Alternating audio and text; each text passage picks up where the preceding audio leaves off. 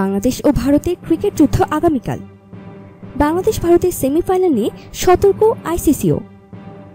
Umpire হিসেবে এবার কারা থাকছেন, চলুন জেনে নিই ব্রেকিং নিউজে।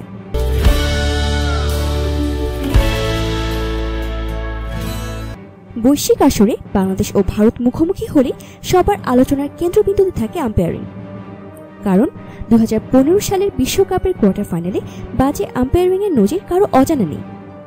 সেই ম্যাচে আম্পায়ারদের বেশ কিছু বিতর্কিত সিদ্ধান্ত ব্যাপক সমালোচনা তৈরি করেছিল। প্রথমবারের মতো আইসিসি কোনো বিশ্ব আসরে সেমিফাইনাল খেলার যোগ্যতা অর্জন করেছে বাংলাদেশ দল।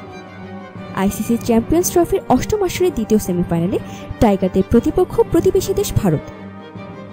এই ম্যাচকে ঘিরে খেলোয়াড় থেকে শুরু করে ভক্ত সমর্থকদের মধ্যেও উত্তেজনা বিরাজ করছে।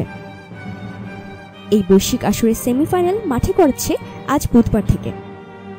14 জুন প্রথম সেমিফাইনালে স্বাগতিক ইংল্যান্ডের মোকাবেলা করছে পাকিস্তান, আর এর ঠিক পরের দিন বৃহস্পতিবার দ্বিতীয় সেমিফাইনালে মুখোমুখি হবে বাংলাদেশ দল ও ভারত। তারই ধারাবাহিকতায় চ্যাম্পিয়ন্স ট্রফির আসরে বাংলাদেশ ভারত ম্যাচে কারা আম্পায়ার থাকছেন তা নিয়ে যথেষ্ট আগ্রহ রয়েছে ক্রিকেট অনুরাগীদের। সম্প্রতি ক্রিকেটের সর্বোচ্চ নিয়ন্ত্রক সংস্থা আইসিসি চ্যাম্পিয়ন্স ট্রফির সেমিফাইনালের জন্য আম্পায়ারদের নাম ঘোষণা করেছেন।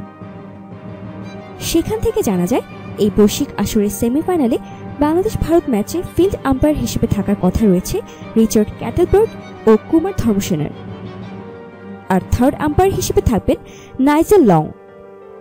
ফোর্থ আম্পায়ারের দায়িত্ব দেওয়া হয়েছে রিচার্ড ইলিংওয়ার্থকে। ম্যাচ রেফারির দায়িত্ব পালন করবেন ক্রিস ব্রড।